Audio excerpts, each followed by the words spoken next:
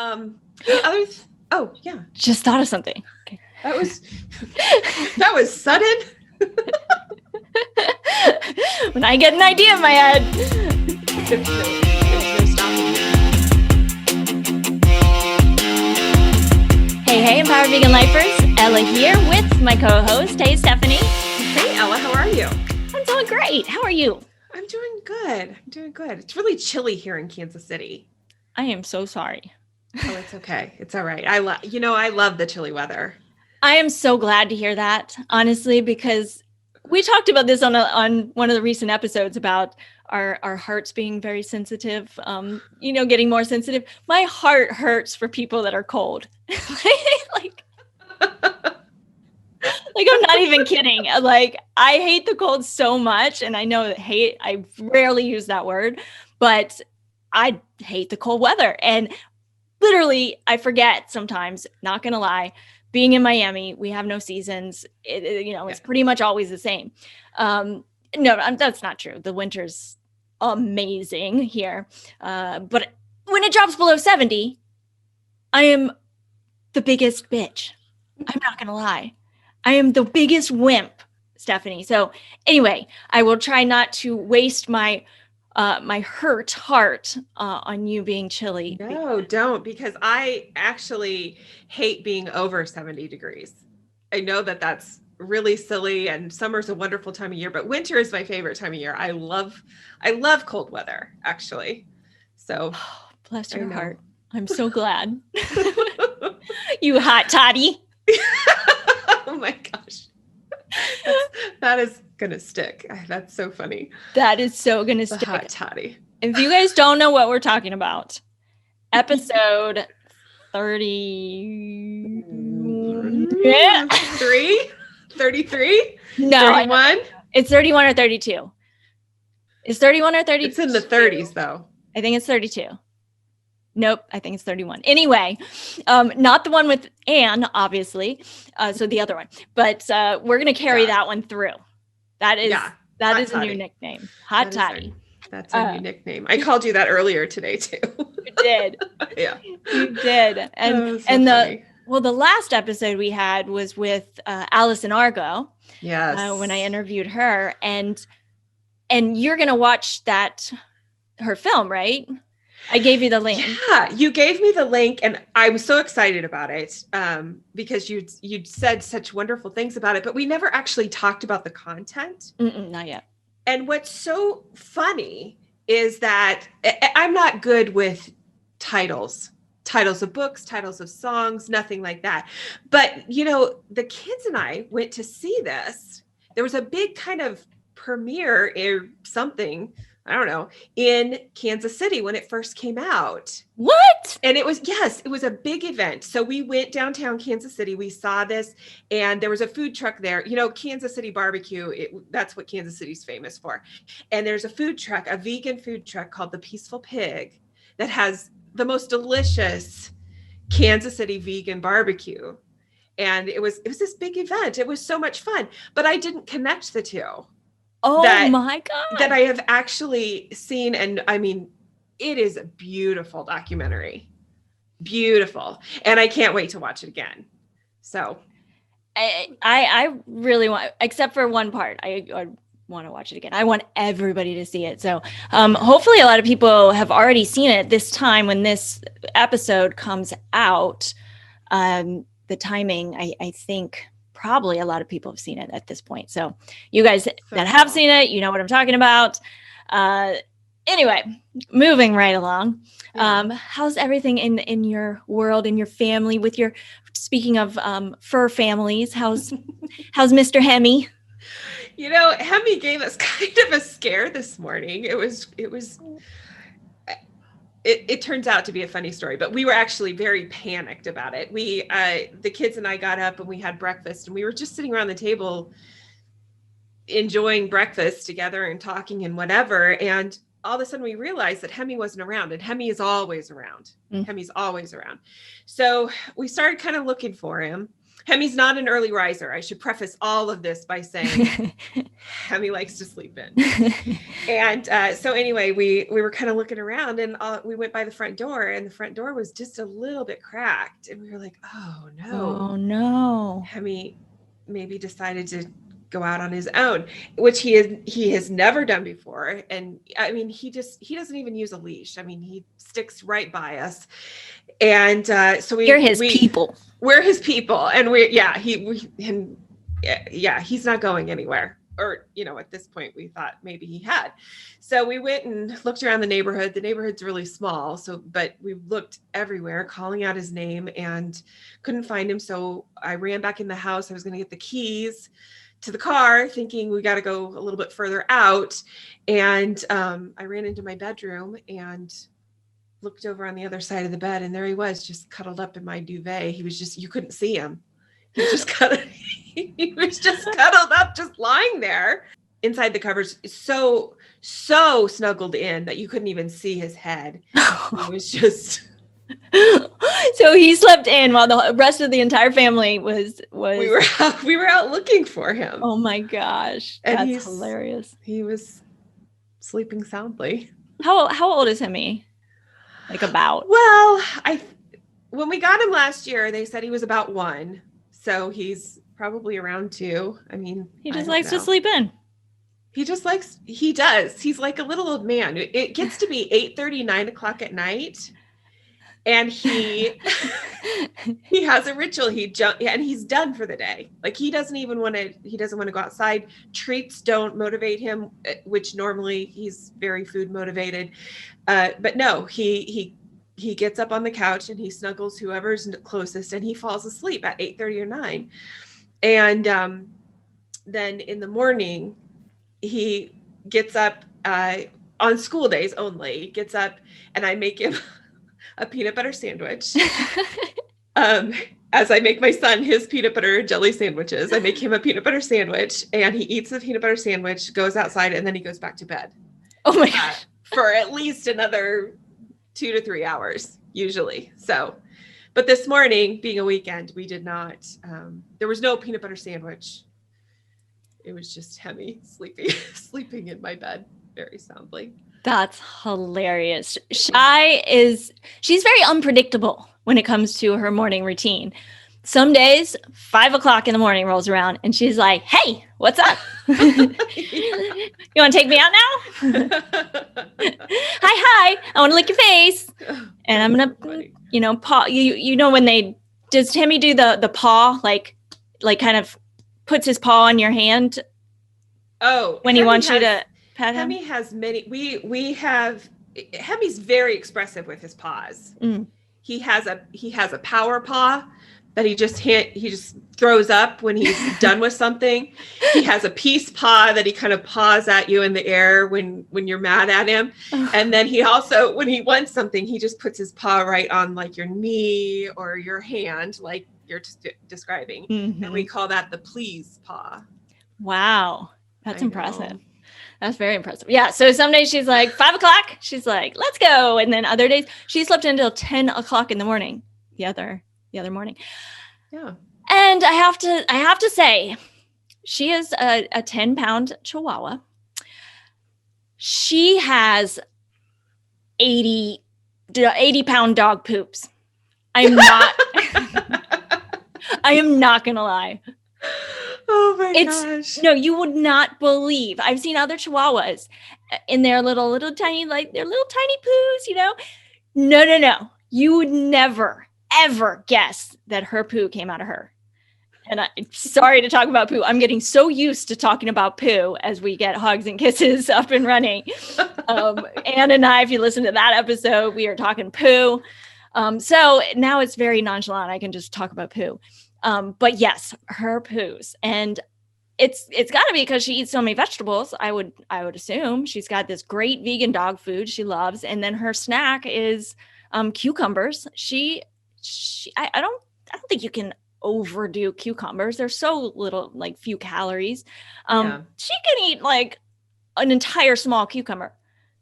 Yeah. Well, Hemi's very productive in that department too. But he eats the same dog food that Shy eats, and he eats carrots. He likes carrots. He Cooked likes or raw? carrots raw. He'll eat just about anything, honestly. Yeah. But he does not like cucumbers. He thinks those are not for him.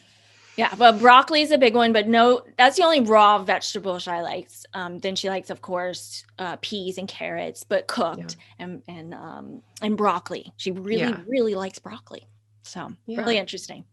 Well, speaking of the fur family and the holidays, since this is coming out on, I believe, December 1st, so we're into December. Can you freaking believe that? You know, this year has seemed like a decade and 15 minutes all at the same time. I mean, it's just so bizarre. So bizarre. Yeah. There is not a better word to describe it as bizarre. But do you have special, like during mealtime, during the holidays, do you have special food for Hemi, or are you going to? Or does he gonna just have to have his regular stuff? You know, he is the most spoiled dog in the entire world. I mean, rightfully so. Yeah, we just love him so much. And so I'm sure he'll have special things. I know, I hope we don't get in trouble for this, but he'll probably eat a lot of what we eat. He likes quinoa. And he'll have a special peanut butter sandwich because that's his thing. But yeah. I love that. Yes. So holidays, I guess. Well, we've had Thanksgiving already, but let's move forward, and we've got a month full of holidays, depending on what you observe. But lots of food, normally lots of family time, extended family time as well, all of which can be really stressful to a lot of people. Yeah, absolutely. And this year we've got some extra challenges with the pandemic. I know people are going to be changing up their routines, and I love, we're such a great couple because we've got very different situations, and we can, different types of people with different situations can relate to either one of us in one way or another. So I want to hear about what you're doing and what you have done with a blended family. I started calling it a blended family in terms of vegans and non-vegans, right? Yeah. Because I feel like my situation is very unique, and not many people are as fortunate as I am. For those of you who don't know, I went vegetarian at the age of 7, vegan at 15, and one by one, my family members joined me over the years. So my mom's here in Miami as well. She is vegan. My sister's vegan. Her husband's vegan. Her 3 children are vegan. And that's my cousin's almost vegan. So anyway, we've got a lot of vegans getting together. That makes it pretty freaking easy. Yeah. Yeah. That's so nice. It's so nice. But you don't have the same situation. No, I don't. In fact, I have kind of the opposite situation where there's a lot of people that are very in my family that are still eating quite a bit of meat, making up quite a bit of their diet, and that's all a part of the holiday tradition is the prime rib and the ham and I could go on, and that's like the centerpiece. So a few years ago when I went vegan, then I decided we were going to do things a little bit differently, but not tear away those things, but just I would make what I thought was appropriate, and they could add to it if they wanted to. This year will be different because it's just us. We aren't venturing out, so it will be a vegan holiday. So what do you normally do in terms of getting together with others? So normally we get together with my family. My family's in Nebraska, and there's lots of us, and we get together, but we're not doing that this year. We're going to stick pretty close to home. I think that I'm actually looking forward to it. Now, I don't know how I'll feel on the day of, but I'm actually looking forward to a slower pace during the holidays and just enjoying my kids. I feel like I've set myself up really well for this because our little family saying is our traditions are we have no traditions. So, I'm not the magical mom. I don't spread holiday cheer all over the house. I don't make things. I'm the everyday I'm going to be beside you, doing normal, regular things. But this year will be a little bit different, and I'm really anxious to see how the country as a whole responds to this, because I think the holidays are such a stressful time. And I'm wondering how things are going to look for a lot of people. Is it going to come down on the side of, taking a deep breath like I am and making this, more about my immediate family and slowing down and not, it won't be so stressful? Or are people going to be, really, really disappointed and even more stressed out because traditions can't necessarily continue as usual? Or elated because you can't stand your extended family. There's always that. Yeah. I'm just throwing it out there. Now, yeah. I'm not talking about my family. If any of my family's watching, I'm not suggesting that, just FYI. But yeah, I think it's interesting as well when you're talking about kind of throwing tradition out the window as just what you've already been doing, in a sense, having tradition, but not making it like we're going to be missing out if we don't do the exact same thing and setting that up. Yeah. And for me, those of you who know me, I don't have much tradition about anything. If society says do something, I'm going to be like, well, let me think about that. Is that really something I want to do? Because I don't abide by, I follow the good rules is what I always say. Yeah. Yeah. And I feel that way about myself.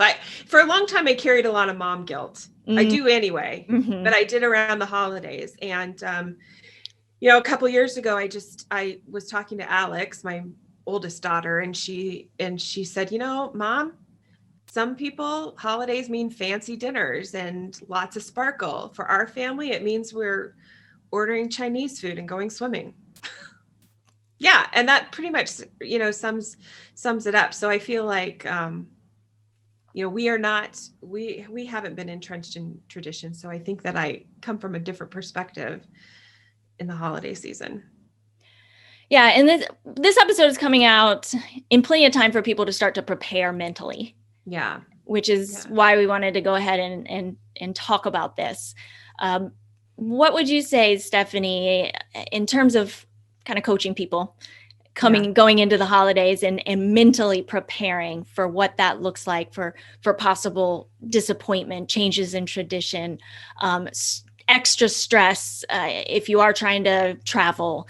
There's so much to unpack here, but I'm trying to think of the things that people will likely struggle with the most and some strategies around those things. Yeah, absolutely. So, the first thing I would do is take inventory. What's going to be really important to you? What are some of the things that you do every single year that you would just absolutely miss, that really would trigger you into that disappointment and depression around the holidays, and then build your holiday season around those things.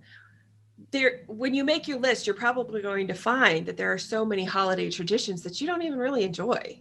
That there's things that you rush around and that you do that you've done just because they are tradition, and you can go ahead and leave those out. Just thought of something. Okay. That was sudden. When I get an idea in my head, there's no stopping you. Please let me remember what that was. I'm so sorry. Letting go, which was the same episode, I believe, as the hot toddy. It was. Letting go and hot toddy were together. So now you know the name of the episode, since we don't know the number. Go to the letting go episode. You can learn about letting go, which will help you in the strategies that Stephanie is sharing with you. And you can learn all about hot toddies. You can learn all about hot toddies. So maybe letting go and drinking a hot toddy will be that new tradition that you develop that will endure for years and years. Yes. I love it. I love it when things work out like that. I do too. Okay, now I'm sure I messed up your train of thought too. Yeah, a little, but that's okay. Oh my gosh. Okay, so I don't know where I was going with any of that. No, gosh, that was so my fault with my.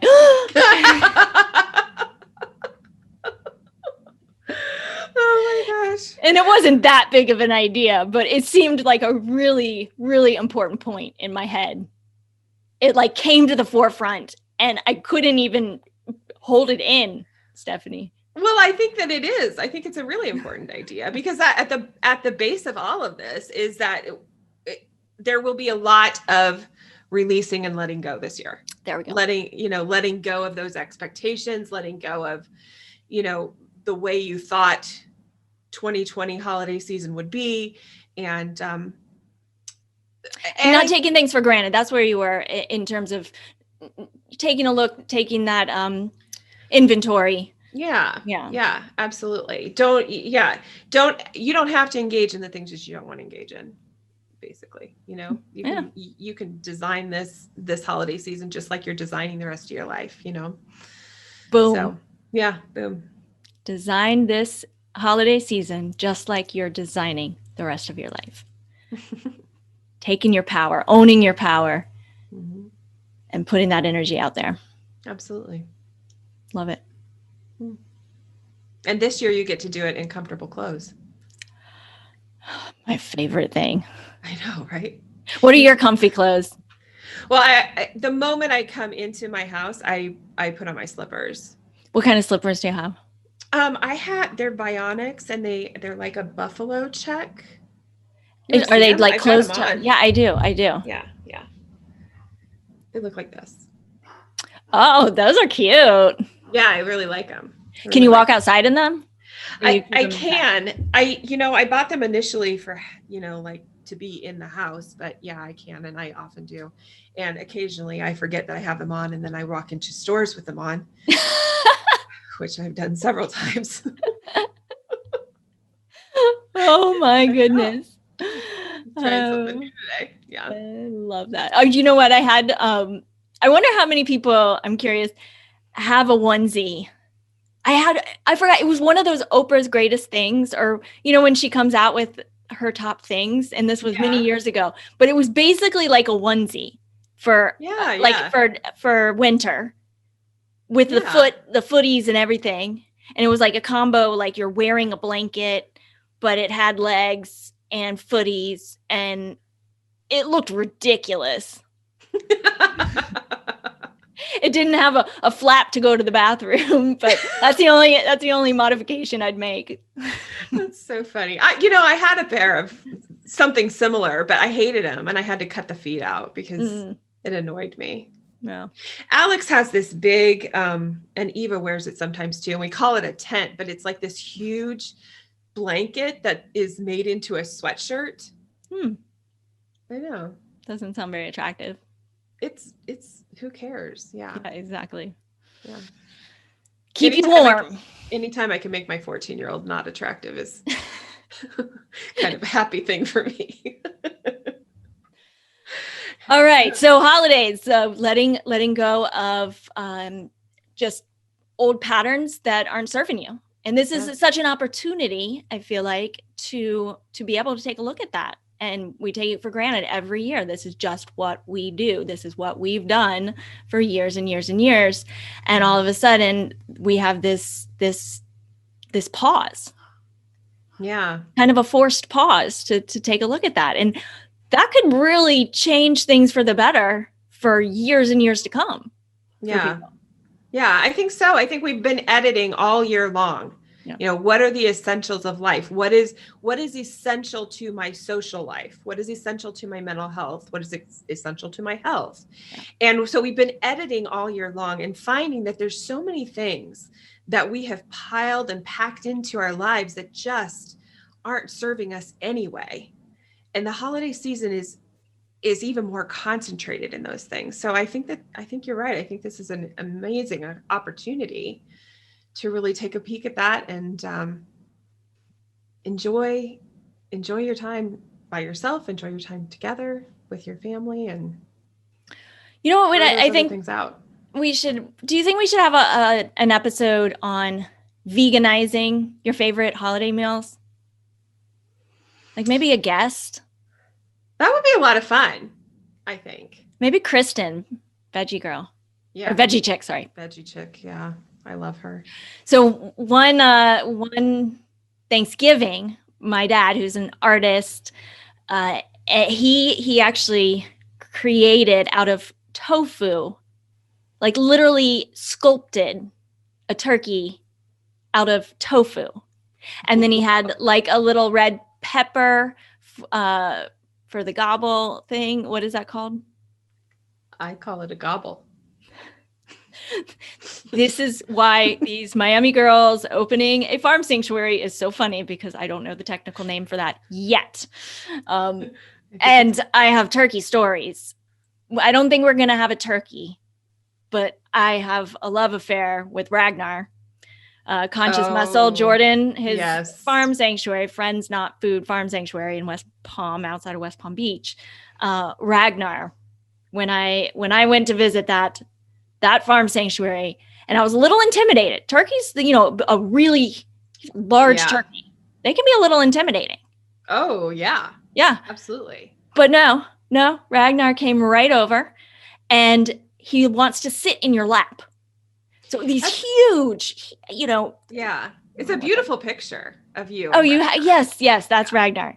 It's a beautiful picture. Yeah. And then he would take his neck and his beak, and he would wrap it around to the back of your neck, and he was giving you a turkey hug, sitting on your lap, and giving you a turkey hug with his gobble. So ridiculous.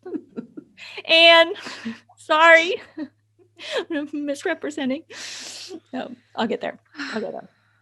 All right. Anything else tip wise for people? I think that it's going to just look so different for everybody. Well, I think so too. And I think probably the best thing that you can do for yourself is just take a deep breath and take it as it comes, and be open to what happens, and be open to the really meaningful moments. And maybe it's time to just let go. And we do have an episode. We're not going into what to do when your family and friends aren't on board, because we do have actually a whole episode on that. If this is a concern of yours for the holidays, definitely go and check that episode out. And again, I'm not prepared. We'll put it in the show notes. How about that? The link to that episode, because it was a really, really valuable episode. And Stephanie, you gave some really, really great strategies, actionable. You'll take away a lot from that. So if that's a concern for yours, definitely go check that out. Yeah. And I think we're going to leave it at that. Sounds good. Awesome. All right, you guys. If you haven't left us a review yet, please take 30 seconds, go give us some stars and write us a little review. And of course, share this with all the people that you care about in your life. There's a little bit of something for everybody here, vegan and non-vegan alike. All right, guys, until next time. Now, before I let you go, I want to make sure you know about the upcoming 6-week Sexy Fit Vegan Bootcamp that we are starting on January 4th. Now, this is a results-driven 6-week program, meaning we're out to get you some major results, but not temporary results. Talking about long-term results. We're going to get you those quick wins. We're going to include a detox. We're going to be mailing you out a detox. We're going to start with that after the holidays. Who doesn't want a good detox? But it's also going to include individual meal plans and workout programs. And we're going to work mindset. And we're going to give you everything you need. I'm talking everything you need to not only reset, lose that extra weight that you may have picked up over the holidays, but more importantly, to keep it off. So this is not a quick fix. This is a get you results as we give you the tools that you need to continue on after those 6 weeks, not gaining that weight back and feeling amazing, feeling energized, knowing how to eat, knowing what's right for your body. We're going to teach you all of that, right? So make sure to check out the link. We will put it in the show notes. The time is now. We are accepting people right now, and it is a start date. This is a one-time shot, you guys. This is not an ongoing program. This is a 6-week program starting January 4th. So if you want to start your year off in the most powerful way possible, and start your year off not with another diet, but letting us guide you, letting us coach you so that you can start eating in the way that works best for your unique body, so that you can enjoy food, enjoy life, build a healthy relationship with food and life, and yourself and your body. We're giving you all of that. So make sure to check that out. This is a limited opportunity, and it is very intimate, and we do have a lot of one-on-one attention that is given to our members. So this is not going to be around forever, and we are only accepting a handful of people is all we have the capacity to work with. So check that out, and hopefully we'll see you there.